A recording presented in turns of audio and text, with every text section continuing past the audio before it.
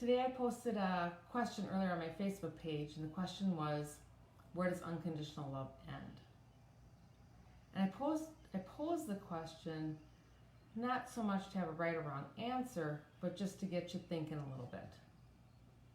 And then I'm just going to give you a moment what my definition of unconditional love is, and why it's so important to have unconditional love, and how we can start wherever we're at and then move forward. So unconditional love, I actually want to just kind of double check the responses that I got so I can answer those. I want to answer those too. But to me, unconditional love is a vibration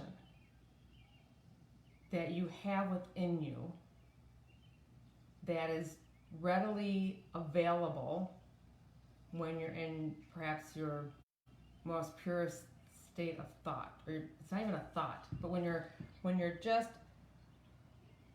really, it's available when you're not even in the human body. That's when it's the most available, is when you're not in the human body.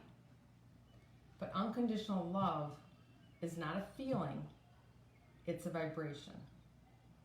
And I wanted to know where it stopped, because it's very easy to love, it's not being in love with someone or being enthralled with someone, or loving someone because they're part of your family, or because they meet certain criteria, or that they behave a certain way. To me, unconditional love is the absolute knowingness and the deep, deep connection I feel to another soul on this planet that have unconditional love for them and for their expression of themselves. Now that's a very, perhaps an intellectual understanding. It could be a little bit more challenging to have it into a daily practice, right? Because my understanding of the way I view the world is that we all have chosen this life experience for very specific reasons that match what we want to experience and the people that we're sharing our lives with. So just from the get-go, I love you because I know that when you're created in love, you come from the same creative force as myself, or the most lovable, what we'd call a deserving person in the world. And that love is the greatest healer. So for example, when I asked the question, it was like, well, can you love someone with a different opinion? Can you love somebody who's absolutely wrong, never gets loved right? Can you love someone, like for me, can I love someone who treats animals cruelly? That'd be a really hard one for me. The answer is yes. Because from their understanding of love, and from their understanding of life, it fits in their parameters. But I also see the oversoul that, let's put this, we all thrive on love. So an easy example for me to share with you is, let's just go back to the infant. Can any of you imagine an infant that is not deserving of unconditional love? Can you imagine an infant that just by being born, that's their birthright, and they should totally be enveloped in unconditional love? That doesn't matter how much they cry, or how much they sleep, or if they burp up their food, or if they cause disruption in the family, whatever the situation is, that child, just by the fact that it's born, ideally should be immersed in unconditional love.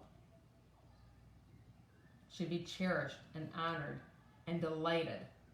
Okay? That's not the case always. And that's okay. It's the recognition. And then we go back even to conception, where people conceived in unconditional love. So if you can just imagine that for a moment, that infant. Let's imagine infant A, who is always receives, always absorbs, and can always embody unconditional love. And the love, which is the vibration, but it also becomes a feeling, right? That no matter how they show up, no matter how many missteps they take, no matter how things they may get wrong, that they're always loved, and that they know that they're enveloped in love. That child will then proceed in the world projecting out unconditional love, because that's the only language it knows, right? That's not the case for most of us, because somewhere along the way, there's a condition on being loved. Even with the best of parents, there may be a condition, right? And again, we are energy fields, we're vibrational beings, we're becoming more and more aware of this. So this is just an awareness piece. It's not right or wrong or blaming anybody. But there's moments in our childhood where we begin to wonder, am I worthy of love? And that's because I may irritate somebody. Maybe my mom or dad's super tired. Maybe they don't have the emotional capacity to show emotions, to show love, emotional intelligence, right? So it's always going backwards. What was the experience prior to mine? And then how does that affect me? So with child A, if they are always with siblings and teachers and parents and neighbors and strangers, if they're greeted with, I am delighted that you're here. I love you because you exist. I can't wait to see what your talents, skills, and abilities are.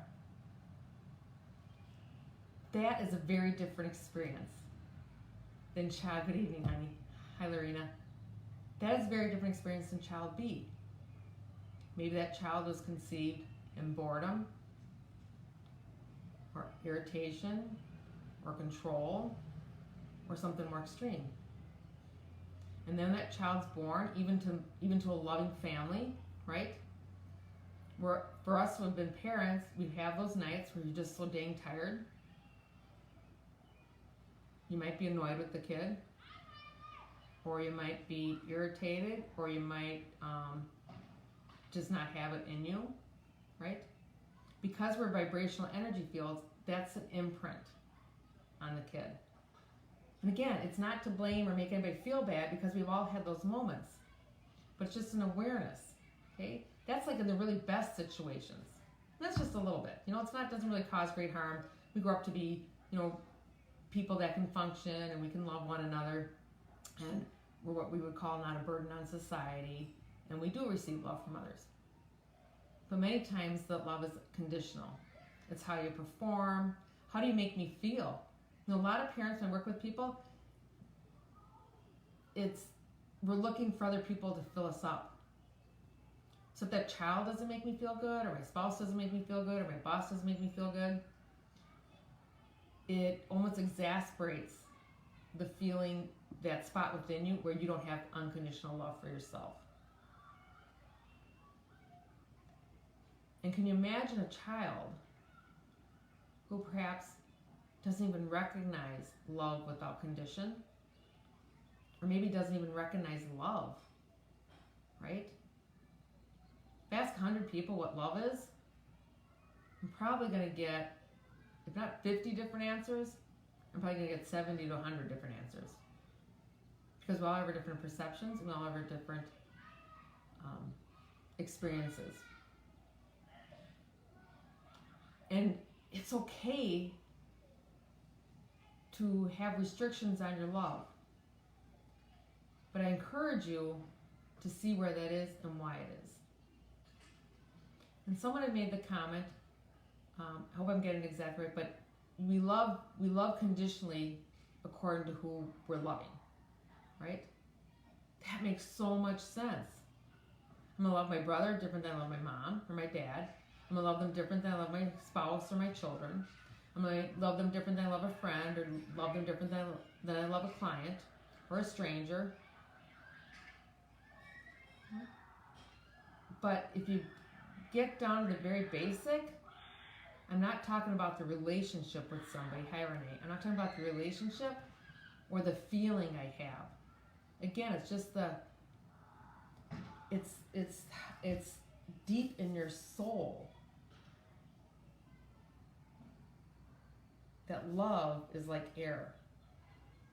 We all need it to survive.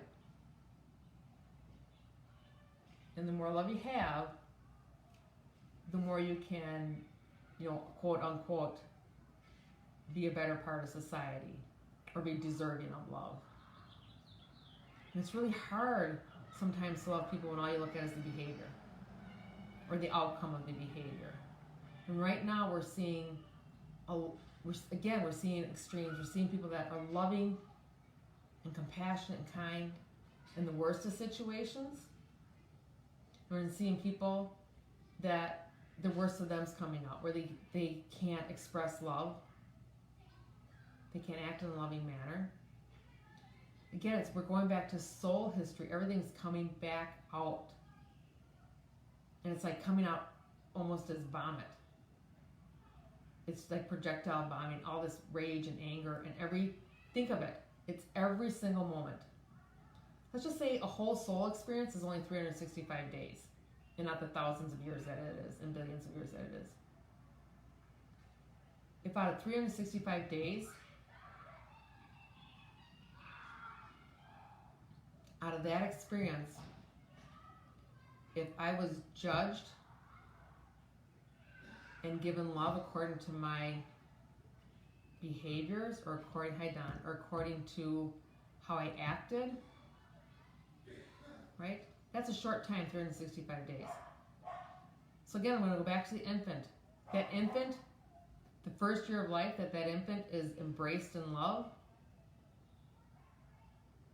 And maybe it's not 365 days, 24/7, but the vibration is you are raised in love. That's going to be a much different experience than the child who doesn't recognize it, is maybe neglected or yelled at, or raised with irritation, or raised with conditions, raised with expectations. Most parents have expectations for their kids and expectations for relationships. So just give me a little wave or something if this is making sense to you, because I want it to be that unconditional love is not. It's not based on the individual. And it's okay if it is. It can be, I look at you and I can love you unconditionally. But the truth is, if you can look at 6 different people and have different definitions of love, and I'm not talking feelings or relationships, that's totally different. Got it. Thanks, Renee. But if I can look at 6 people and have that same recognition, hi Rita, of I love you,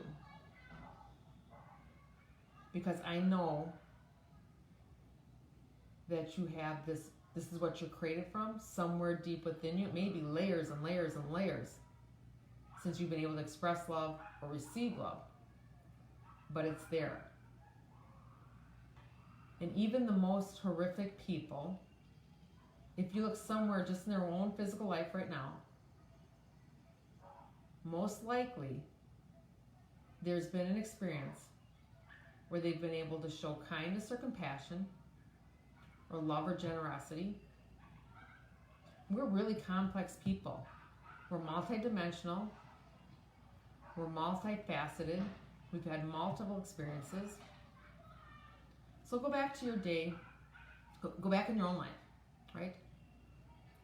And I would be surprised, because I'm just going to look at my own life right now. I can honestly say there are days when I did not act in a loving manner or act with unconditional love. Not because that's what I wanted to do, but that in the moment, that's the best I could do. And it absolutely starts with self. If I can absolutely 100% love myself without condition, without restrictions, without judgments, or without parameter, like I can love myself unconditionally if I know I have a certain amount of friends. Or I can love myself unconditionally if I have a spouse that responds to me, I have children respond to me. Or I can love myself unconditionally because of the way I present myself in the world, the way the world presents to me. These are really this is not an easy place to get to. To be totally loving. Truly, truly love yourself like nobody else can. We're just learning how to do that. And if you think about how exciting it is to learn something new, right? I'm thinking about the time when I learned how to read. I remember in 3, 4, I think by 4 I was reading a pretty good book. And the excitement to sit with my mom, my dad, and I think an older brother would read a book to me and would let me read, that opened up a whole new world to me. I was so excited to then find the next thing that I could do for myself. That's where we're at. We're at the discovery stage, the exciting stage of what is unconditional love for myself like. And then, if you want to have an awareness technique or awareness tool, it's just over the next 3 or 4 days, check in every 3 or 4 hours or whatever feels right to you, and just take a pause and how am I feeling about myself right now? And I know I said it's not a feeling, but that's the best, what space am I in right now? And that unconditional love it's like everything's right in the world. It's this unbelievable peace and bliss and delight in yourself, right? I think, again, I go back to the infant. When that infant's laying on her back or his back, and they're kind of realizing, oh my gosh, I have all these fingers and I have a mouth and a tongue, and I'm so happy to be here. It's so wonderful that I made it. That's what this, again, we're in duality, so there's going to be 2 things going on, 2 extremes. But this whole summer solstice that we went through with the mother energy coming in, we're returning back to the wonder, not only the wonder of childhood, but the wonder of being human. What is it to be human? With really all the love we brought forward to share a planet together and to share experiences. I do a lot of soul work with people. And I work with a lot of people once they've transitioned out of the body. And to a T, everyone says, I come from love and I return to love. And I have very specific reasons for my behaviors and actions and choices when I'm in the physical body. And it's all this beautiful, connective energy field. And I can hear you saying, because I can look around the world and I can say, what the hell is she talking about? This we're not living in a kind and generous and loving world. My gosh, you can look 360 degrees and see where things aren't working right. But I also can turn my head and do the other 360 and see where things are becoming aligned. And things are starting with unconditional love. Okay? So we're at the very beginning. I was talking to my husband today, I said, it's like we have it's like a little kid with, being hung up by his tennis shoes and to shake out all the change and the rocks and the dirt and everything. It's like we're cleansing. It's not even cleansing, we're making space. We're coming to an understanding and healing of what our whole human experience has been. Once you understand it,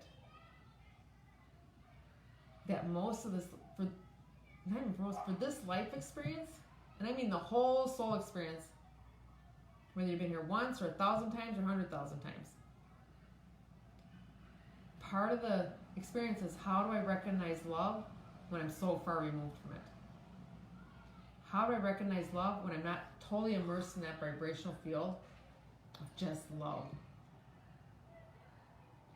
So it's almost like a child or a person who has this beautiful, loving family. And all their needs are met, their creative desires are embarked upon and allowed or whatever. And they decide, hey, Lori, And they decide what would it be like to leave my hearth and home and venture out in the world. And I'm brave enough and I'm strong enough, and I know in my core I am loved. So I can handle anything. I can take on anything because in my core I know so deeply I know that I am loved. But I also know that my home team loves me unconditionally. So I can venture out in the world. When you venture out in the world and you don't have that support system of unconditional love and delight in who you are, it can get a little scary. It can get challenging. You can make bad decisions. You can get anxious or lonely or sad.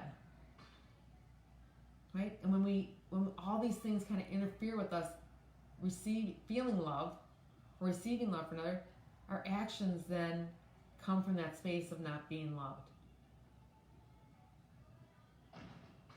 So again, the question this morning wasn't about you need to feel a certain way or behave a certain way. It's just, where are you and what makes sense to you?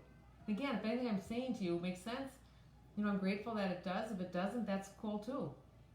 Because we all have our own way of understanding things and perceiving things and then taking action on things.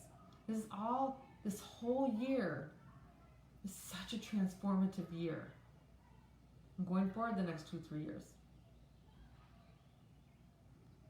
is where is my heart's desire? And truly our heart's desire, our soul's quest, is to return to living in peace and harmony and unity.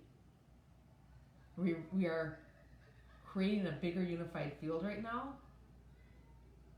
And if you look at the energy field, there's a couple pockets here and there, a couple maybe big bricks or boulders that are real dense energy, and then we still need to transform them and come to a greater understanding of each other and to accept each other, because we're all unique individuals. We're all bringing something different to the table. I lost my train of thought. But, sorry guys. But, so this year is about, we're returning to that space of, I know what it was, sorry. The unified field we're creating right now is one of trauma. It's one of trauma and trust. Where do I belong? What is love? What is compassion? So it is a unified field. It's a higher vibration. It's higher vibration than even 2 years ago or 6 months ago. And every day the vibration increases.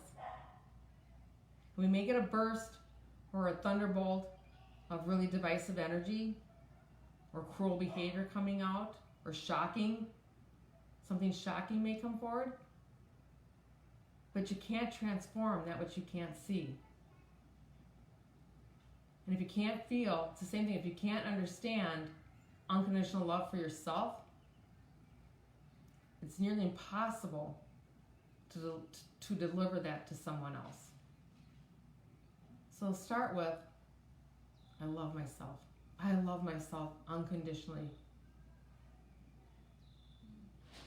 I love every misstep I've taken. I love myself through times I wasn't my best. I love myself even when I hurt somebody. I love myself even when I hurt myself. And it may start out as an intellectual thought, but even that intellectual thought, as you start to remind yourself and rewire and refire the brain, it starts to become into your heart space. And then you'll notice that you start to walk around and that expression of love for all. It doesn't mean you accept or agree or even understand another person. But I love you.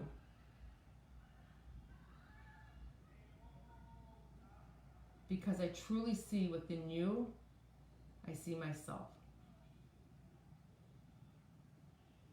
If we take that even a step further, I can guarantee you, because we want the full human experience, we have pretty much had all experiences. But not all of them have come from unconditional love. Very few of them have come, few if any of them have, can't say that. I don't want to paint just a broad brush, but most of them don't come from unconditional love. If I've been male, I've been female. If I've been black, I've been white. If I've been poor, I've been rich. If I've caused harm, I've had harm caused to me. So start to see the bigger picture. And remember, love heals all. We're at the very, very beginning of changing human evolution. And again, if you're watching this, I congratulate you. I guess I congratulate us, right? Because we're in this together. We have an understanding that we are creating something different. Something that we haven't experienced yet. It's not about everybody all agreeing, or everybody doing the exact same thing. It's about creating a unified field across the planet where love is the purest vibration, or it's the I want to say it's the driving force. Going back to the parent-child, I love you so much.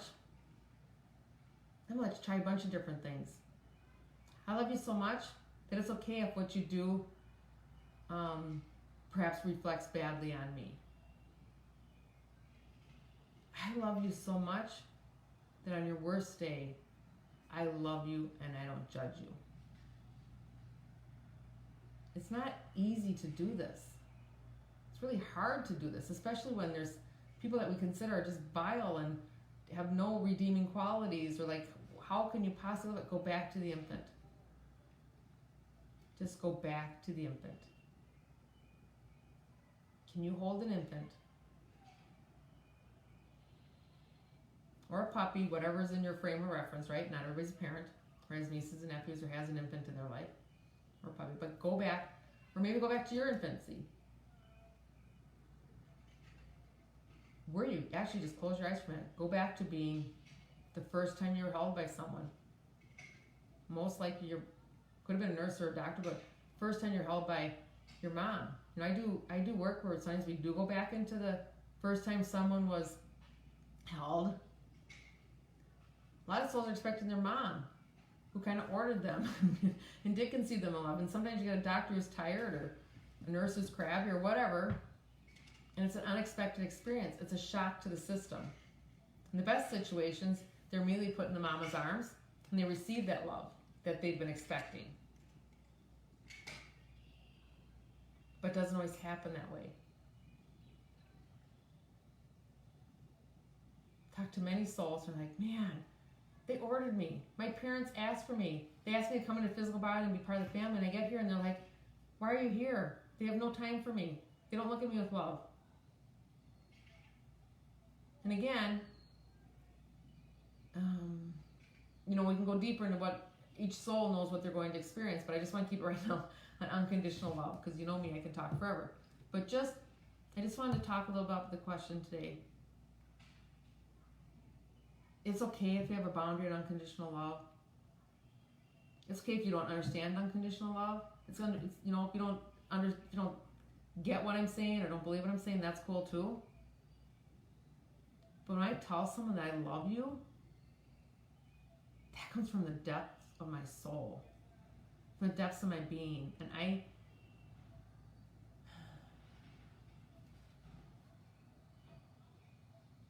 I can honestly say I've reached a point in my life where I can say that. It doesn't mean I want to spend time with that person. Doesn't mean I agree with their behavior or their way they're living the life or their action they're taking. But it means that I understand the resonance between one human and another, from the highest source, from the creative source, from our God spark, whatever you want to call it. That I recognize the love that you were created with and the love I was created with, and that's how we go forward.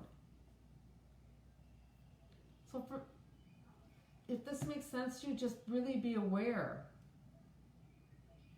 And maybe see if there's anybody in your life that loves you unconditionally. What does it feel like? Do you love yourself unconditionally?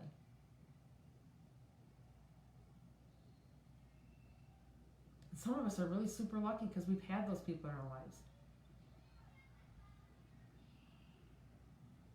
Right? What a bonus.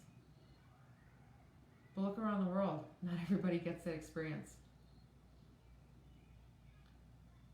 So maybe tonight, when you go to bed or when you wake up in the morning, I know many of you are very intuitive. In fact, we're all very intuitive. So I don't even know what I'm saying. We're all very intuitive, whether you recognize it or not. And just hand on your heart, call on your highest self, call on God, call on your source, and just say,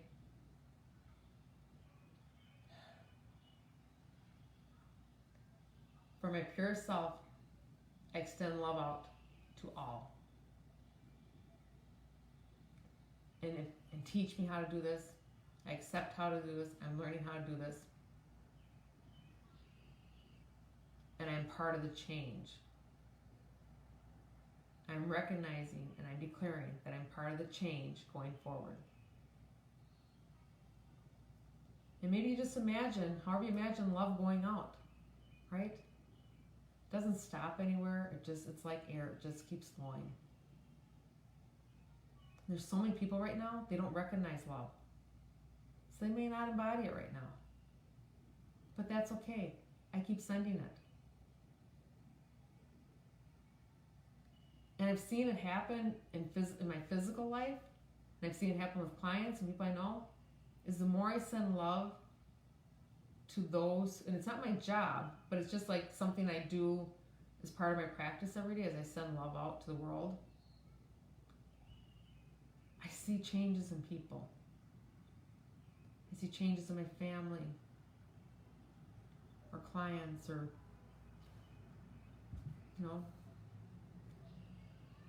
it's for eyes to see, to start seeing things differently. Seeing that everybody deserves love. And if you don't think they deserve it in the moment, go back to the moment of birth. Did they deserve love then? We have a system in place that you have to earn love. And just see if that resonates with you. Like, close your eyes. Does that makes you feel really good that I have to earn love? And therefore everybody else has to earn love? And it's okay. Maybe it does make you feel good. It doesn't make me feel good. I'm just talking what makes sense to me. You get to decide what resonates with you and how you live your life. And I'm so grateful for the people that answered the questions today. I think it's really important that we start thinking, a little bit bigger, and to start being aware of ourselves. We're asking the world to be more aware of how we're changing history. We're literally changing history. Right? So we have to get rid of the gangrene before it's healthy body. And that's what we're doing. So thank you for tuning in. Thank you for answering the questions. Thank you for inspiring me. And I do love you. I do see you. I do understand you. And I support you in every single way. And I'm so grateful that we get to share this time together.